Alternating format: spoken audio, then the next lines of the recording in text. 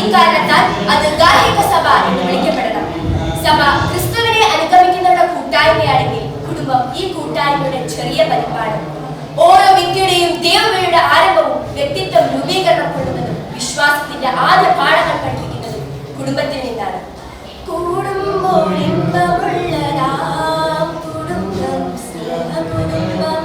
അതേ പ്രിയപ്പെട്ടവരെ, ഇമ്പമുള്ള ഒരു കുടുംബ പശ്ചാത്തലം ആഗ്രഹിക്കുന്നവരാണ് നാം എല്ലാവരും.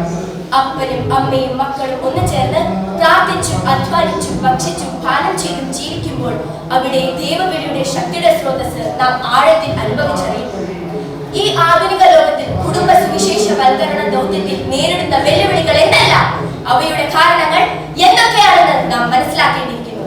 കുടുംബത്തിന്റെ അടിസ്ഥാന സഭാ ദൗത്യമായ വിശ്വാസ കൈമാറ്റത്തിന് ക്ഷതം സംഭവിച്ചിട്ടുണ്ട്. അതിനാൽ തന്നെ മക്കളിൽ ക്രിസ്തു വിശ്വാസം ആഴമായി വേര് പകരാനും ആത്മീയ മൂല്യങ്ങൾ പകരാനും നമ്മുടെ കുടുംബങ്ങൾക്ക് കഴിയാതെ പോകും. പിന്നെ എങ്ങനെ നല്ല ദൈവവിളികൾ ഉണ്ടാകും? കത്തോലിക്ക സഭയുടെ മതബോധന ഗ്രന്ഥത്തിൽ ഇപ്രകാരം പറയുന്നു: ക്രൈസ്തവ കുടുംബം ക്രിസ്തുവിന്റെ പ്രാർത്ഥനയിലും ബലിയിലും പങ്കെടുക്കാൻ വിളിക്കപ്പെട്ടിരിക്കുന്നു. അനുദിന പ്രാർത്ഥനയും ദൈവവചന വായനയും അതിനെ സ്നേഹത്തിൽ ശക്തിപ്പെടുത്തുന്നു. ക്രൈസ്തവ കുടുംബം സുവിശേഷ പ്രഘോഷികയും പ്രേക്ഷിതയുമാണ്. എന്നിരുന്നാലും ജീവിതത്തിൽ വിശ്വാസവുമായി ബന്ധിപ്പിക്കുന്നതിൽ നമ്മുടെ കുടുംബ ബന്ധങ്ങൾ പരാജയപ്പെടുന്നു. സന്യസ്ത വൈദിക ജീവിതത്തിൽ പ്രവേശിക്കുന്നവരുടെ എണ്ണത്തിൽ ഗണ്യമായി അവ നാം കാണുന്നു. പ്രാർത്ഥിക്കാനും ദൈവമക്കൾ എന്ന നിലയിൽ തങ്ങളുടെ കുട്ടികളെ പഠിപ്പിക്കുക എന്ന ദൗത്യം മാതാപിതാക്കൾക്കുണ്ട്.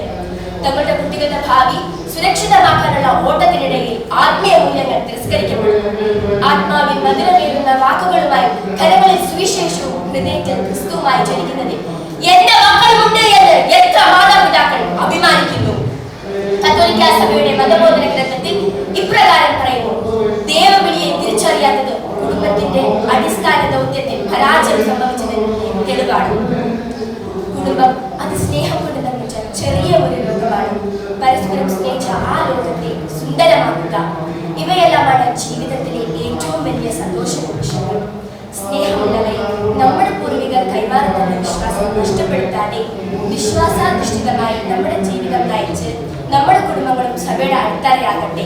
അങ്ങനെ നമ്മുടെ കുടുംബങ്ങളും ദൈവകേന്ദ്രീകൃത കുടുംബങ്ങളാകാനും ദൈവവിളിയുടെ ശക്തിയുടെ സ്രോതസ്സാകാനും സർവേശ്വരൻ നമ്മെ അനുഗ്രഹിക്കട്ടെ.